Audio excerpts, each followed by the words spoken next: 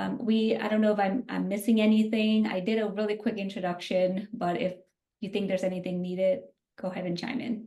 Yeah, so like you said, we have a lot of new faces today. And in case you haven't met us yet, again, my name's Wee. You can think of it as Nintendo Wii or We the People, whatever makes you easier for you to pronounce my strangely spelled name. And Amy and myself, we are husband and wife. We're also business partners. So we started this back in 2015. That's when Amy was listening to podcasts and she stumbled upon some really good episodes that talked about this way to sell on Amazon. And up until that point, we knew Amazon was a way for you to buy books very early in the day, and they migrated to other things, but we had no idea that it was also a marketplace for people such as you and I to actually sell stuff on there. So when she started telling me about it, I was pretty blown away. I'm like, oh, this is pretty cool. So let's just kind of like try it out because I'm always open to new ideas. I have a pretty entrepreneurial background. A lot of it rubbed off on Amy, and it kind of came full circle where she was actually coming drawing me into like new ideas and new ventures. So we kind of started looking into it in 2015. So we started a method which we kind of coined called arbitrage.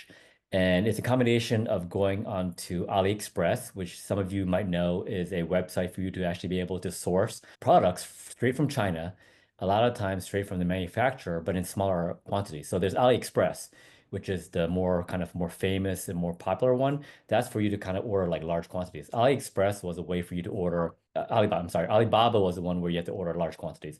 AliExpress is where you can order smaller quantities. So that being said, we're able to kind of order small quantities of kind of stuff that we thought would sell on Amazon. You name it, everything from stickers to squishies to those fidget spinners, which were super popular back in the day. And it allowed you to kind of, send it into Amazon and then list it and see how it's sold. So some things took off and we made, enough money that we kind of got comfortable with the idea of selling on Amazon. So then in 2018, with the birth of our second son, complete coincidence, we switched to a different method called private label, where we actually found manufacturers to basically buy their products, slap our brand and label on there, and then sell it on Amazon. That also took off. It did pretty well, but it was a little bit stressful.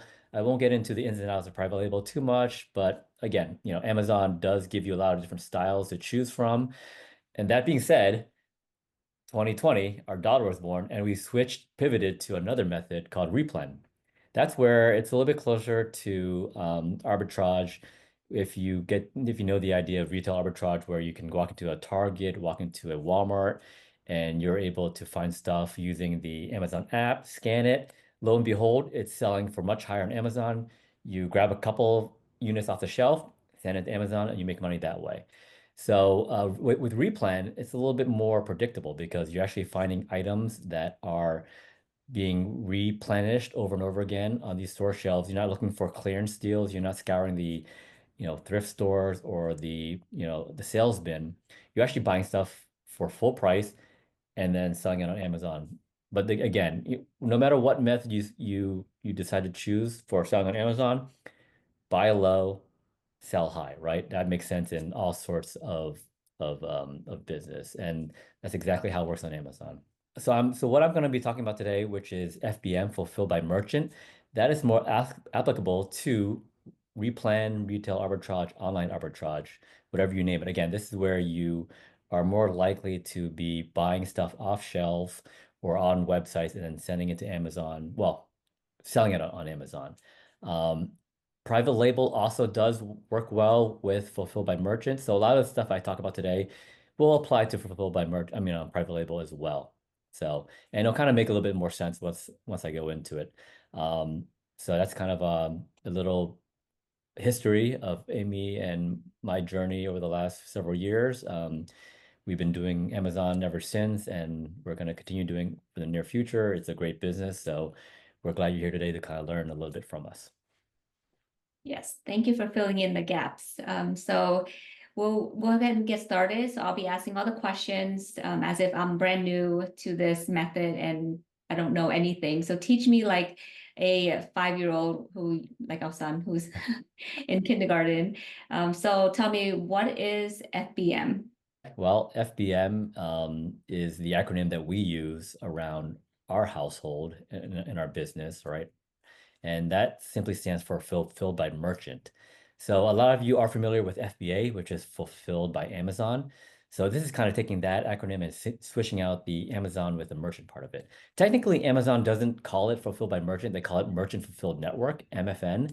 That doesn't really roll off the tongue, and most people don't really know what MFN is. So FBM is really the more popular terminology that's kind of used between us, obviously in the women's sellers group, and just kind of, everywhere you look, whenever people are talking about selling on Amazon. So the biggest difference between FBM and FBA is FBM is a lot closer to selling on eBay or Mercari. So, as you well know, eBay predated Amazon in terms of a marketplace, right?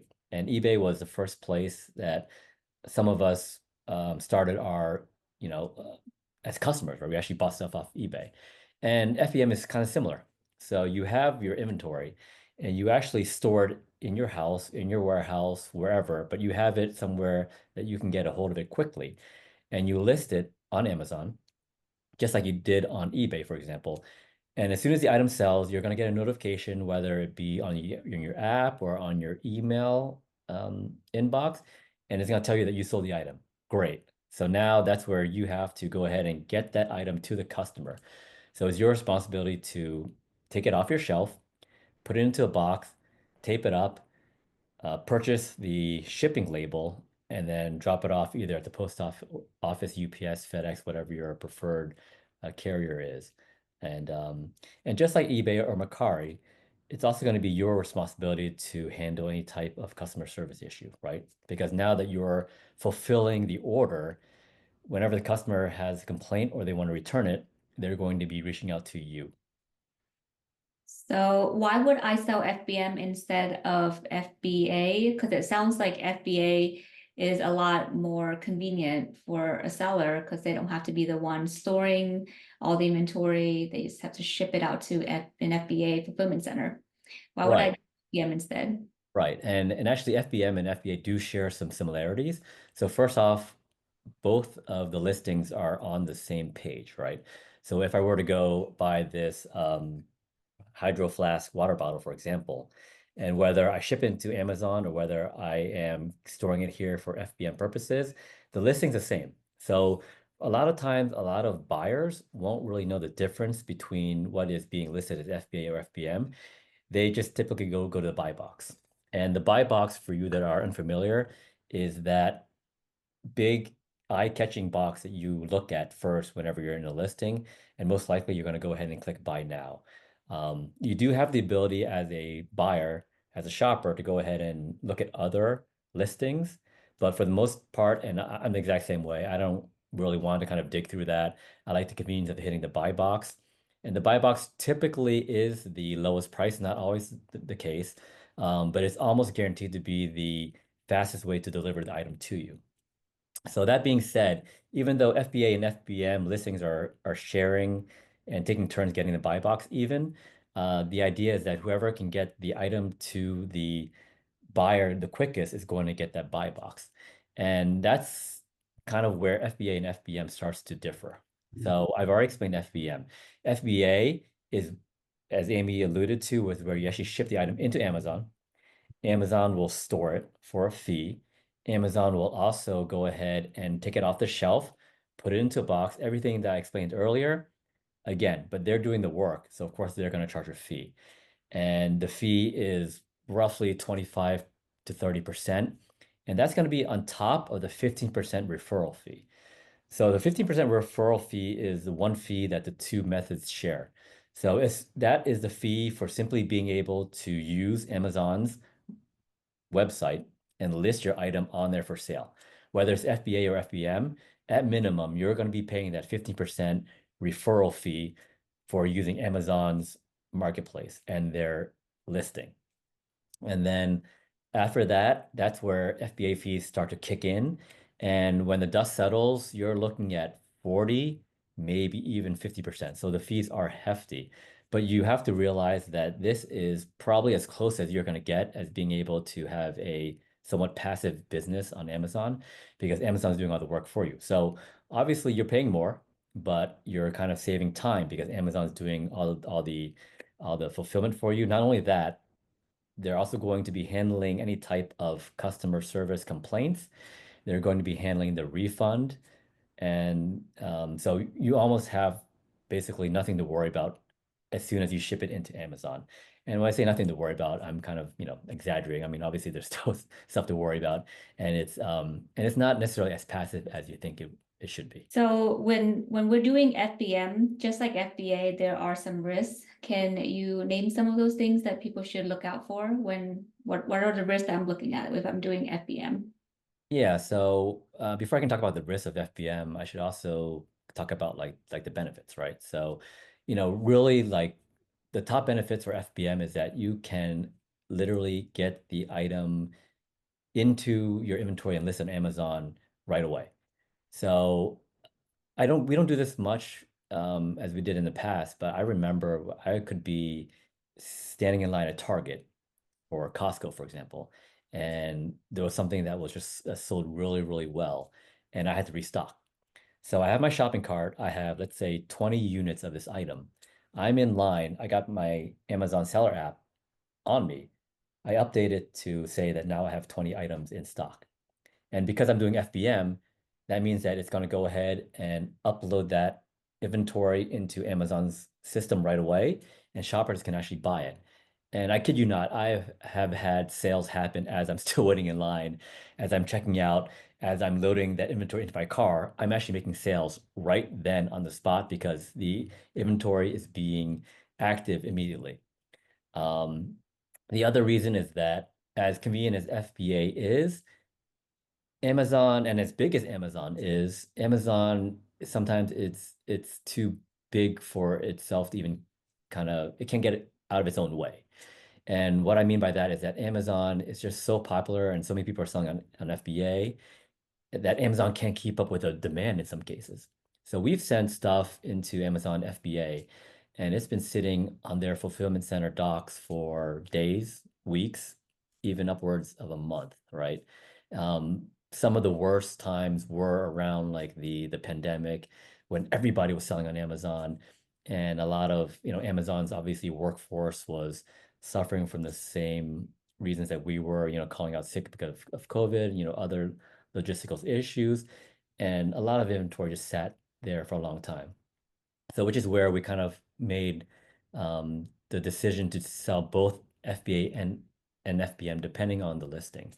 But realizing that again, those dock delays still happen. So even up until now, we've had FBA dock delays that really hurt us because we have paid money for this inventory. We've shipped in Amazon expecting to be able to sell it. That way we can A, take the money that we make from the proceeds of the sale and, buy more inventory, pay off the credit card, whatever. We need that money, right? And when it sits on the dock, time is money. It's literally costing us money sitting there. So a lot of times it's just better just to kind of keep the inventory with you. You can trust yourself, of course, right? You can't always trust Amazon, unfortunately. So you can trust yourself, and that's when you sometimes you want to use FBM instead of FBA. And again, talking about the trust factor, unfortunately, because Amazon is such a big machine that they're dealing with hundreds of millions of items of inventory spread all throughout the country. Inevitably, items will get lost. And we've had boxes that arrived to Amazon and they claim that there was nothing there. So it's kind of our word versus their word. You can file a claim, that takes time. You got to submit inventory. So we've learned that, that also hurts our business too. So it's for those reasons that FBM sometimes, again, makes a lot of sense. So now FBM isn't perfect. So there are a lot of risks involved with it. So because you are responsible for fulfilling the order, if you don't get it out quickly enough, your account health is going to take a ding. And if it takes enough dings, you risk there's gonna be all sorts of warnings. But if it repeatedly happens, you could get your account suspended. So that's a very big risk, right? And what I mean by not fulfilling the order fast enough, if you forget to check what sales you made for the day, for example, or you aren't at home that day, you're not near, you can't just pack it up. You've just had a really long day. You don't feel like packing up inventory to ship out to your customers, and you are off by a day or two. Amazon is going to drop the hammer on you because, again, we all know that Amazon prides itself on customer service. You know, everything they do is to keep the customer happy. They have a big reputation, and just because we're selling on Amazon doesn't mean that, it's just our reputation at stake. It's actually their reputation at stake because customers are buying from Amazon. And like I was alluding to earlier, a lot of customers don't really differentiate, oh, am I buying from Amazon or am I buying from another merchant? Is it FBA? Is it FBM? A lot of buyers just don't care or don't know. And because of that, Amazon has to protect itself. And it makes sense, right? So because of that, you have to have a really good system in place. Because if you don't, you're going to really mess up your account and it could be very hard to recover from that. I wanted to jump back to where you were talking about the days when we were buying things for COVID and it was just flying off the shelves. It was an unprecedented time, so we don't expect things like this to happen, hopefully, anytime soon. So the type of products that we were buying were things that were hard to get, but they were also very fast moving, even on a regular basis. So it just kind of jump started even more because we already had the system in place to do FBM. Actually, it was difficult to get these orders out quickly, so we had to transform our basement into a fulfillment center. And nowadays, when you are doing FBM, it's very important to note the sales velocity of certain items. Yes, you can store products and have great inventory management, but sometimes it could be difficult if items aren't moving as fast and you're storing it here and you're trying to keep track of your cash flow. So I would suggest if there's any products that you're trying to do FBM, just make sure that it's a fast moving item because I found that there are products sometimes like we're trying to make shelves here for all the items that aren't selling as fast, and I just end up sending it into FBA anyway. And also the shipping costs to the customer, which we will touch on, is very important because if you don't factor shipping costs to the customer, because now you're the one shipping, you can easily break even or lose money on that item. So that's where the shipping template will come into play. And we will cover that in a little bit as well. So just keep all of that in mind. You want that margin so that you can still be profitable. So what in terms of the, let's say where I'm setting up my house and I'm trying to do FBM a little bit more, what type of materials do I need to prepare for? What are the supplies that I need? Yeah, and now that you mentioned kind of, back in the day when we were doing a lot of this stuff during, 2020, for example, 2021, our house was constantly evolving. And what I mean by that is that we start off in the basement, which was originally our kids' play area. So I took that over and, wall to wall, that became our, home fulfillment center. Eventually that kind of like outgrew, and I moved into our living room. I had my desk in the, like literally back here behind me, right? The dining room where I'm sitting right now, that was also full of stuff. Um, and then upstairs at times, which is our office now, eventually you know, the kids' playroom was returned to them. So, my point being is that, just kind of have like a flexibility of kind of moving around your house if you're operating out of your house just to have a good place. But also keep in mind that you want to kind of eventually kind of have a literal wall between your business and your personal life too, right? So nowadays, we keep everything in our office, so we close the door, and then the rest of the house looks like a normal house. It doesn't look like a fulfillment center anymore. Um, and so some of the basic things that you'll need, obviously like a nice surface area. So like a desk, for example, a table. So you want to keep on you at all times are boxes, different size boxes depending on what you're selling. So lately we've been selling kind of smaller items, so we have a bunch of small boxes that we just have on hand. When we had a bigger variety of different size items, we would have all sorts of different boxes. And these boxes, I would suggest getting them from Walmart. They're very affordable. They come in many different sizes. You can get it from Staples. It tends to be a little bit more expensive. Other stores kind of the same way. If you're going to be doing FBM on a large scale, Uline has all the box sizes that you ever need, but the quantity that you want to buy, that you'll need to buy to get these boxes is very high. So only do that if you're planning on really selling a lot using FBM. Packing material. So you'll want to make sure that these items arrive safely to your customers. So we're talking about craft paper, maybe even tissue paper if the items aren't that fragile. Packing peanuts, bubble bags, whatever will keep your item safest to arrive to the customer. Because keep in mind, they might have to travel long distances. They're going to be, bouncing back and forth behind in the back of a UPS truck, for example. Tape. So definitely get nice shipping tape. Our favorite tape is Gorilla Tape. It is by far the strongest tape. I mean, we've used them all. Unfortunately, it's a little bit pricier, but nowadays I think like the 3M tape kind of serves its purpose. There's other packing tape you can try out to see what works best for you in terms of both the strength, the stickiness of the tape, and also obviously the cost factor. And then lastly, you'll want a printer. So a laser printer works fine. Um, you're going to be needing it to print out the shipping labels, like the UPS or the postal service shipping labels. And you can simply print it out on an 8.5 by 11 piece of paper and just cut it out and tape it. That's what we do. But if you're going to be doing it on a larger scale, you're going to want to invest into a thermal printer. We've used a Dymo in the past, and then we recently got a Rollo. I much more prefer the Rollo.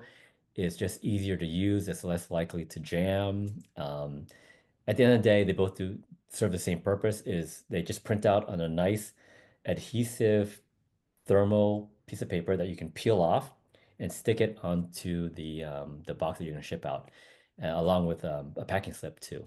So that makes it very easy for us to be able to go through a lot of orders really, really quickly. Those are the materials that we recommend if you're just starting out on a smaller scale. Of course, there will be more bigger things if you're in a warehouse, if you're operating from a fulfillment center. But hopefully that will just kind of help you jumpstart your FBM business. The last thing I'll touch on with logistics is just to have a routine. So, kind of what I was talking about earlier, where if you don't ship out your items fast enough, you're going to get dinged. And I found that, when we were first starting out, if I forgot to check and on one day, for example, and I would check the next day, I quickly realized that I had items that I should have shipped out the day before. So because of that, I have an alarm set up, or kind of more like a routine nowadays where every morning I just check what orders came in and then I pack it up, and then on my way to our daughter's preschool, for example, or after I drop my daughter off at preschool, I just take it to the post office or the UPS store. So like a routine like that, Monday through Friday will help keep you very organized and on top of things. You don't have to ship out on Saturday and Sundays and on holidays, for example. Amazon realizes that we do have lives and we can't literally be shipping out every day. So they will not ding you if you don't ship out an order that came in on a Saturday, for example. And in fact, for Veterans Day, yesterday, orders that came in, I didn't have to ship out until today. And in fact, I couldn't because the post office is closed. UPS was also probably closed yesterday. So today was the day that I would ship out everything that came in from all the way from Saturday up until yesterday. We're going to move on to talking about the shipping template, which I think is very important when you're doing FBM, the handling time and all that stuff. So if you're following along with us and you're on your desktop, I want you to open up Seller Central. And then on the upper right-hand corner is the gear icon. You're going to click on shipping settings, sort of in the middle of that drop-down menu. And then here you'll see how you can set your own shipping templates for FBM. And if you want, you can also walk through it. This is Yeah, FBM I was shipping. actually probably gonna suggest so that way we have enough time for a question and everything before 4. Um, I want to kind of explain shipping template, but maybe not necessarily walk through how to set everything up because it could be time consuming and complicated. But there are tutorials out there for you to kind of do so. But I think it's more important to explain what the shipping template is versus how to set one up, I think. So the shipping template is basically what your listings use to determine how much to charge the customers for shipping. So with FBA, that's easy, right? Because FBA, everything is shipped prime. Amazon doesn't charge customers shipping. With FBM, just like eBay or Mercari, you can charge the sales price of the item and you can also charge shipping separately. And the thing with charging shipping is that a lot of us are conditioned to only buy stuff if it's free shipping. But as sellers, we know that there's no such thing as free shipping. Somebody's got to pay for the shipping, right? And if the customer's not paying for it, then we have to bake it into our sales price. So as an example, I know that if I sell an item for $15, I can make a profit from it, but I need to charge the customer $5 to ship it to them. So that's one way for me to do it. Charge $15 for the item and then also charge $5 for shipping. Or I can simply just say it's $20 free shipping. Same thing, right? I mean, the customer is paying $20 either way. But psychologically, the customer is thinking, well, good, I don't have to pay for shipping, so I'm going to go ahead and buy the item that is also has free shipping on it. So that's typically the shipping template setup that we have. It's just that we don't charge anything for shipping, and you just have to make sure that you bake the cost of shipping into the price that you're going to sell the item at, right? So we're going to be listing the item for $20, not 15 plus 5, but just $20. And I think that also makes it just kind of easier for you to do. That way you don't have to worry about as you're listing items, oh, how much am I charging for the shipping template again? Was it $5? Was it 7? Don't worry about it. 0. So just go ahead and just price the item for what you think is going to be enough for you to ship it out and also make a profit on it. And of course, pay back the item, the cost of the item that you paid for it in the first place. Um, so if we're doing 0 shipping, then that's easy, right? But the one thing that you'll have to keep an eye on is that what parts of the country are you shipping it to?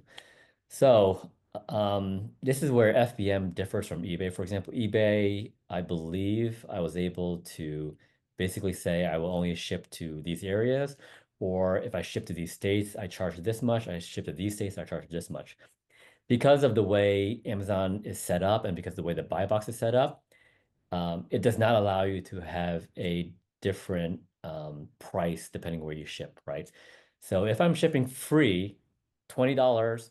If I'm shipping, so we live here on the East Coast. If I'm shipping to New York, for example, great. I'm not paying that much.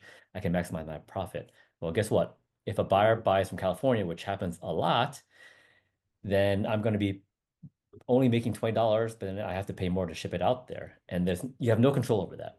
So the best way for you to basically um, control your bottom line and make sure you profit from it is you have to figure out what is your average cost to ship it out to the entire country. And then based on that, you want to charge that, again, bake that into your sales price.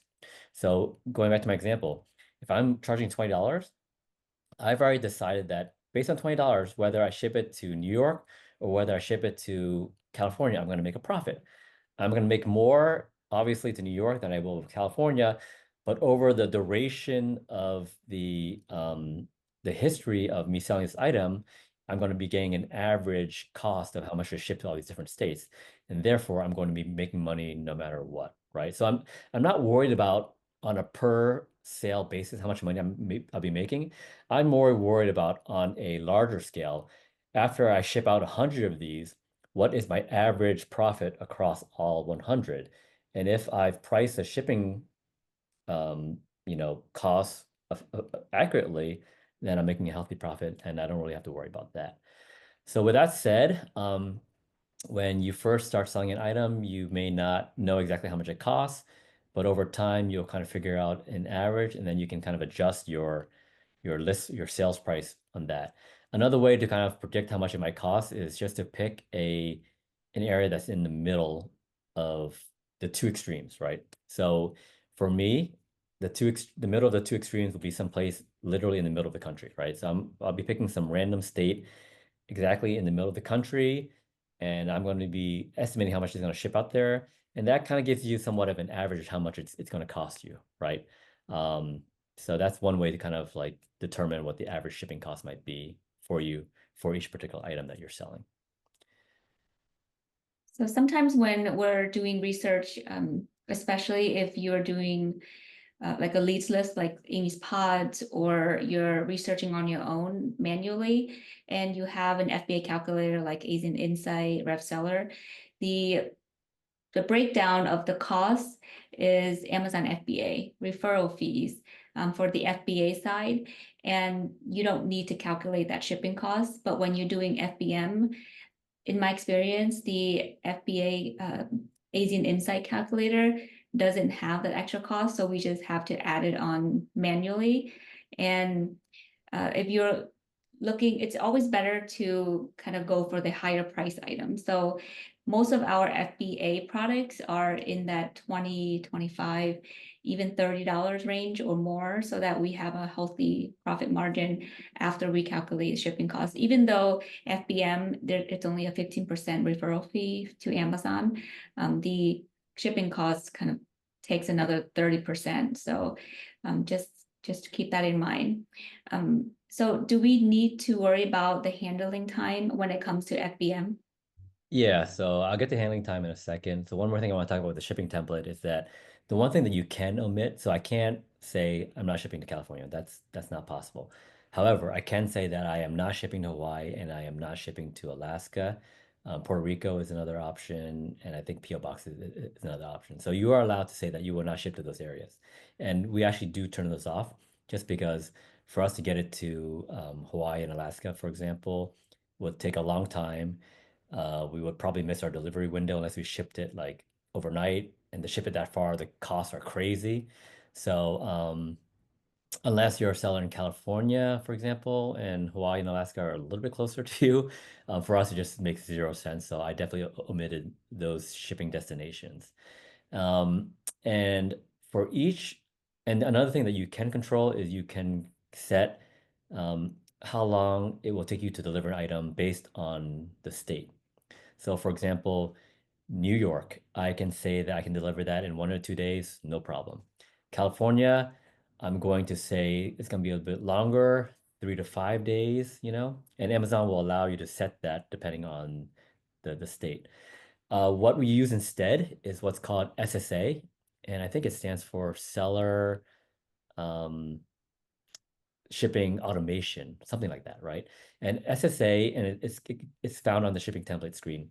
If you turn on SSA, Amazon will take care of all that for you. You let them know where you're shipping from. So in our case, I'm going to be saying we're shipping from Maryland. And based on that, Amazon is going to use their technology to say that, well, from Maryland to New York, it's only going to take a day or two. So Amazon is automatically going to set the delivery date accordingly. And then to California, it's further, and then Amazon's going to set that delivery date a little bit further off. So we're trying out SSA. We've tried it out for a couple weeks now, and it seems to be working well. So if you're confident that Amazon can do SSA and estimate the delivery times for you, which I have confidence that they do, then you go ahead and use that. But if you're a little bit more hesitant, you can certainly use the first method, which is just manually setting what the delivery windows is to each state and doing it that way. And then eventually, if you want to kind of try out SSA for a little bit, you can turn that on as well. And so now we talk about handling time. So that's the delivery time. So delivery time is the date that you get the item to the person, right? From when you ship it. Handling time is important because for reasons that I talked about earlier, you know, a lot of us do this as a part-time job, for example. We do it after hours. And because of that, we may want to um, have an extra day where we don't ship out the item the same day that the order came in. So that's where you would set the handling time accordingly. And the handling time is set per listing. So in your inventory screen, as you're adding the listing and you're setting it to FBM, MFN, as Amazon refers it, right? You have the ability to set the handling time for that listing. And for us, I originally set the handling time to like th 2 or 3 days. So I thought that if I give us 2 or 3 days to ship out the item, that's going to give us a lot less likely chance of getting in trouble with Amazon because I'm not going to miss the window to get the order out. I'm not going to miss the delivery window. But then I also noticed that no sales were coming in. So it doesn't do you any good to have a nice, relaxing handling time if you don't get any orders. The reason being is that handling time now, or not now, but handling time is factored into how quickly an item can get to the customer. So because of that, the delivery window fell and we were behind all the other sellers. So now all of a sudden we were getting nowhere near to the buy box because the handling time was causing the promised delivery window to be too far away, and the customers would not get the order in time. Thereby, all the other sellers that had, shorter delivery and shorter handling times were winning the buy box. So then I reduced it to one, knowing that, again, I had a really good daily routine and I could go ahead and keep up with the orders. So once I reduced it to one, that's when the orders started coming in again. And then I was very confident that I could go ahead and fulfill the orders daily. So again, just kind of set what makes you feel comfortable, but at the same time, understand that there are pros and cons to setting that handling time, right? So you set the handling time too much, giving yourself too much time to fulfill the order, you're not going to get any sales. You don't give yourself enough time, you're going to miss some delivery windows, might get in trouble.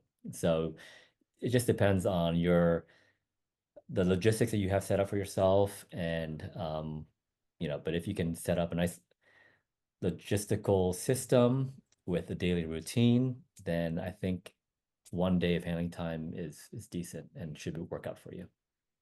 Yeah, I think we finally got a hang of it. Actually, you did because you were doing most of the dropping off and the picking ups. So I'm glad we did had to learn it the hard way, where some of our metrics were getting dinged because we didn't fulfill it within that handling time, but because we were doing a large scale, the number kind of offset itself after the next cycle because Amazon, correct me if I'm wrong, anyone, but they kind of grade you based on a 2 week cycle. So once that 2 weeks has been over, you now have another chance. And we were doing it on a larger scale. So 1 or 2 orders not delivering on time didn't hurt us as much. But if you are only doing 5 orders and you have 1 or 2 orders that is not making it in time, then that will make a bigger impact on your account.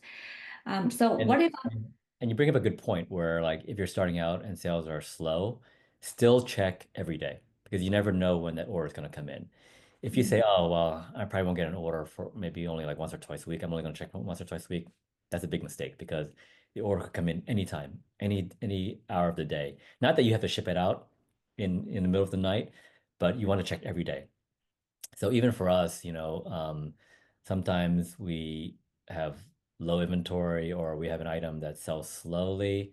I still check every day because you never know when sales will pick up, when we might get that buy box, when all the other sellers run out of inventory. So definitely, don't assume anything or assume that you'll get sales every day and just check it. And it takes literally a minute just to check, and then you can move on with your day if there are no sales that came in. Yeah, so treat it like if you are selling on eBay or Mercari or Poshmark, you'll be checking those apps at least once a day just to see if you made any sales. So same thing with Amazon, just check them, um, on a regular basis.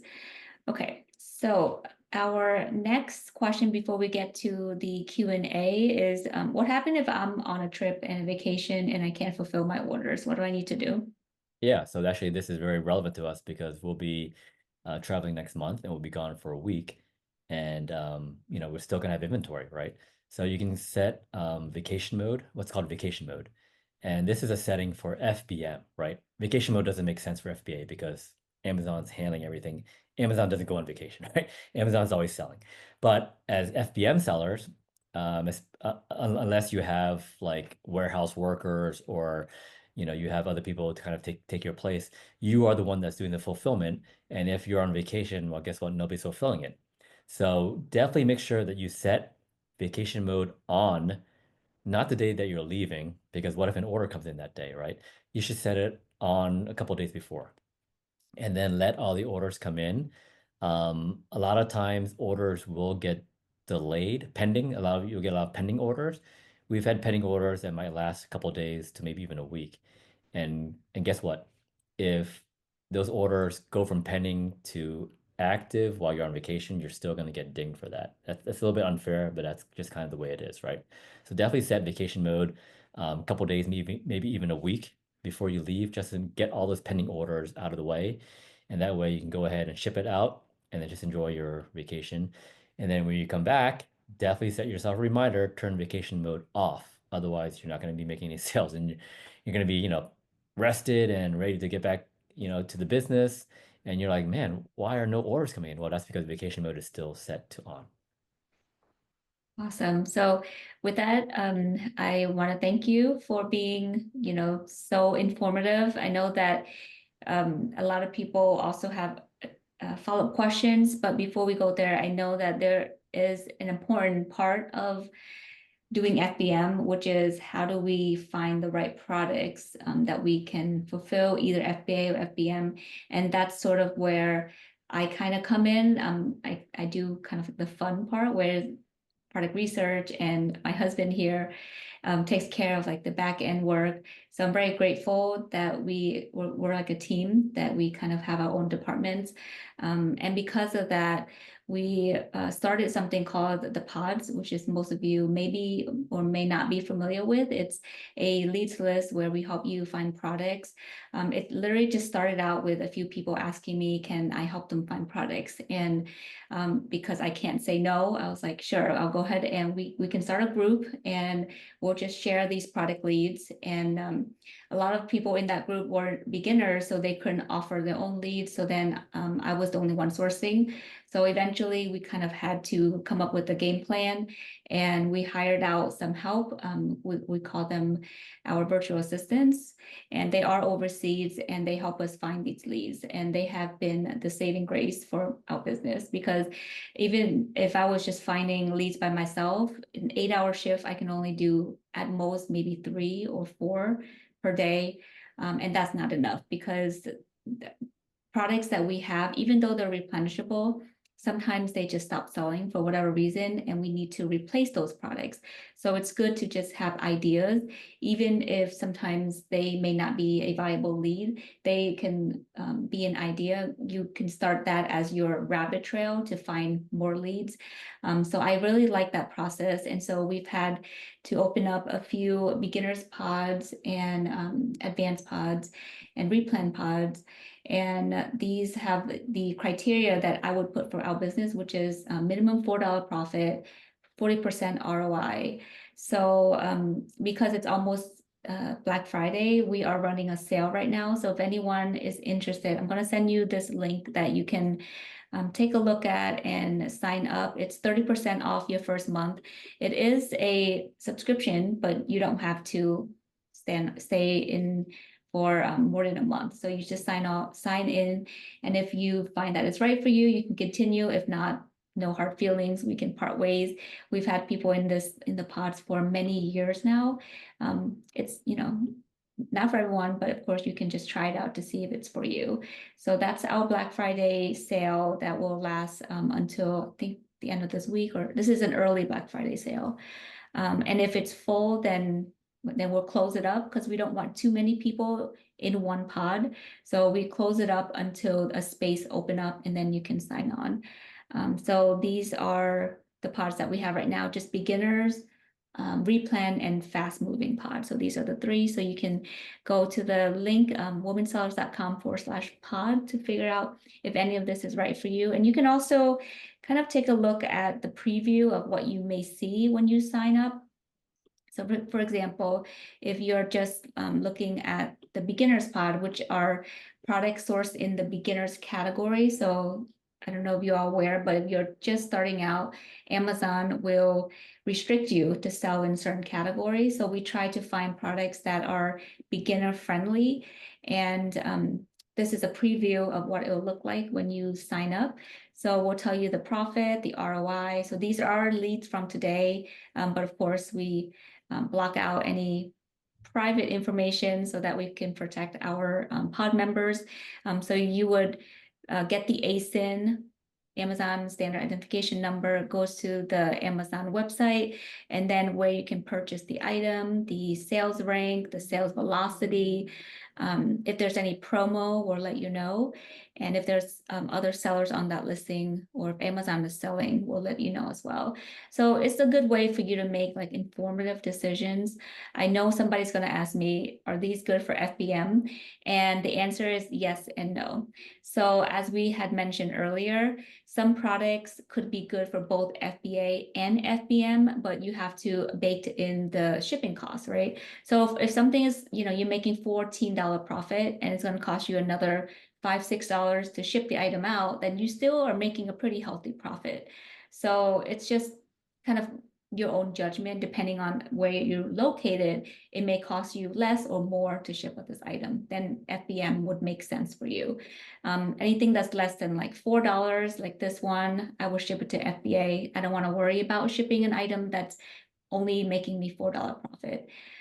So that's the pod. This is the beginner spot. So we'll take questions now. If anyone have additional questions, please put it in the chat. We have about 10 more minutes to do questions, but our first question is coming from Daniela. Is it okay to use the vacation mode for just a few days, several times instead of a whole month? My performance, account health, etc. will be affected. The reason because I'm pregnant. Oh my gosh, congratulations, Daniela. Oh my gosh, my sister just gave birth, so a lot of babies go around these days. I'll turn that over to you. Yeah, so you'll never be, dinged or, getting any marks against you for using vacation mode. Use it as much as you'd like. So, Amazon again understands that, a lot of us are just kind of like small business owners, a lot of times just kind of it's just us running the business and we're not always available. So, yes, use it, you know, liberally, during your pregnancy. So of course, your health and your baby's health is the priority. So definitely don't stress yourself out over that. Um, yeah, so I would say there's no worries about it at all. Okay. Our next question is from Kimberly. I've had issues selling new on Amazon for not being a brand authorized reseller. How do you know which brands you can list for sale? Look for ones that do not include manufacturer's warranty. Um, so when you say you have issues selling new on Amazon, not exactly sure what that means, because usually all of our products are sold new. And if you've had like restrictions, then that may be the problem. You just need to get ungated in that category. Oh yeah, here, many products are gated, which limits, yes. So most sellers can sell things used. Amazon doesn't have a problem with that. But when you want to sell in a certain category, a certain brand, you would need to get ungated in it, AKA getting approved to sell. And for the most part, all that means is that you need to get an invoice from a supplier, such as a wholesaler or a distributor. You need to buy 10 units of the same item, submit it to Amazon to get ungated. Recently, Amazon has upped this quantity from 10 to 100 for certain categories. I know that groceries is still 10, so I would stick with that for now and try to just get them gated in groceries first and then move on to the other ones where they're asking for a ridiculous amount of number to order. So yes, that's the reason why you're not able to list new. And sometimes you can reach out to the brands. I just know that it's just a little difficult going that route. So I would try to use the wholesaler or distributor first before you reach out to the brand. Our next question, or actually this is a tip from Kimberly, is that the thermal, if you have a UPS account, you can order all of your 4x6 thermal labels for free. I did not know that, so thank you for sharing that. We actually bought in bulk from a local seller who doesn't want to sell anymore. So we just bought a bunch and we have like so much. But once we're done with this batch, we're definitely going to reach out to UPS because we have a UPS account and a mailbox. So thank you so much. Kara's asking, how do returns work? Yeah, so because you're FBM, you're going to be one dealing with the returns. So there's two ways to handle returns. Either you can manually wait for the return request to come in from the customer, and then you can issue them what's called an RMA, return something authorization number, right? I mean, we all have heard of RMA. So RMA is simply just saying that, okay, you authorize a return, and here's your number to return the item. And then it's your responsibility to go ahead and generate a return shipping label to them and then get it out to them, and then they can return it to you. So because it's Amazon, it's gonna unfortunately be on your dime to pay for the shipping costs back to you. And that's just unfortunately just, how Amazon has set it up. So the other way to do it is just to have Amazon handle the RMA generation of the RMA number, and also print out shipping label to them. And we don't get too many returns, thankfully, so we don't have to deal with it on a large scale basis. So I just set it to, I just set it to automatic, and then again, as you're checking your orders daily, just on your dashboard, check your not just your account health, but also if there's any returns coming in. And then you'll want to be on the lookout for those returns, whether it's manual or automatic. As soon as the item comes to you, then you go ahead and issue them a refund. And that's pretty much it. It's funny because I usually don't do a lot of the packing and the prepping, but when I do, I feel like that's when we get a return because I packed the wrong thing. So double check your what do you call that, packing list to make sure you're shipping out the right item. Yeah, This is it's actually very helpful as you're printing out. So if you're buying your shipping through Amazon, oh, that's the other thing I didn't talk about is that when an order is comes in from FBM, Amazon will give you the ability to just click one button, and then it'll deduct the shipping costs from your account and generate a label for you, a shipping label along with the packing slip. So that's a very convenient way to do it.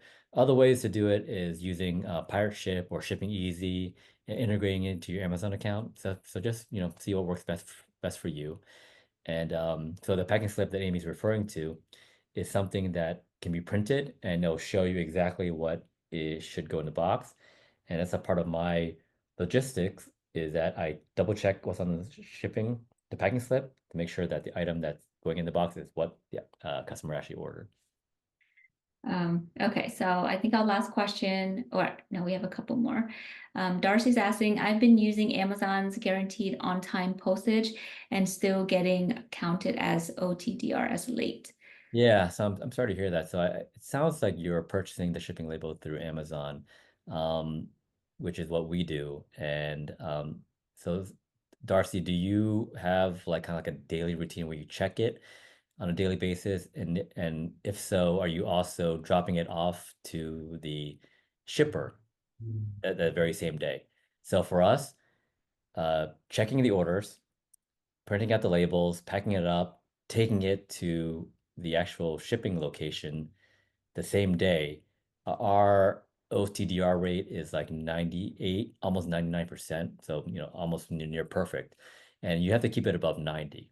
So if you're falling below 90, um, the only thing I could say is try to maybe increase your handling time if you're not able to get stuff out the same day. Um, but if you don't want to miss out on sales and you want to set your handling date, time, I'm sorry, to just one day, make sure to get it out the same day if possible. Yeah, she says she dropped off the same day and she checks it daily, and she Mm. wondered if it's the shipping settings because we actually had that happen to us. Oh, yes, We yes. shipped it to Okay. the West Coast. Yeah, so that's kind of what I was talking about earlier with the shipping template. So check what delivery times you have set to, like, especially states that are far from you. And if you don't want to deal with that, then just set it to SSA, the automated, shipment fulfillment whatever SSA stands for, turn SSA on, and then Amazon will go ahead and determine what is a good delivery time to advertise to buyers on the listing. We've been using SSA, and again, our OTDR rate is 99%. So I would suggest looking into that and trying it out if it makes sense for you. Next question is from Josephine. Is Target or Walmart a distributor? So they are not. They are technically an online retailer. And I know there are some people who were able to use the receipt, or if you're buying it online, Target will send you an invoice and it will say it on the online receipt. And sometimes that will work. Other times it won't. So it's kind of a trial and error. And just do it at your own risk, because I've heard that people get ungated and then a few months later, Amazon will regate them. So it's, yeah, I would just leave it as that, because I know there are some people who are able to get ungated using Target and Walmart receipt, but technically they're an online retailer and not a distributor. Really good questions. So I think that is our last question for today. So I'll put this up now because I think someone said that the link was incorrect. So it is womansellers.com/pod. Let's make sure I got that right. Yeah. And this is where you can take advantage of the 30% off Black Friday sale that we have running on right now. And as soon as it's closed out, they'll be done. I don't have too much openings just because we've been busy with our business as well. So we don't really have time to run this side. Not that I don't care about you all. I love you all very much. But we've trying to figure out, we also run a couple other businesses. So we're just trying to do what we can to help out the community. And I know that this has been a service that we offer. Gosh, it's going on 5th year now. And it's something that it's helpful, especially for the new sellers.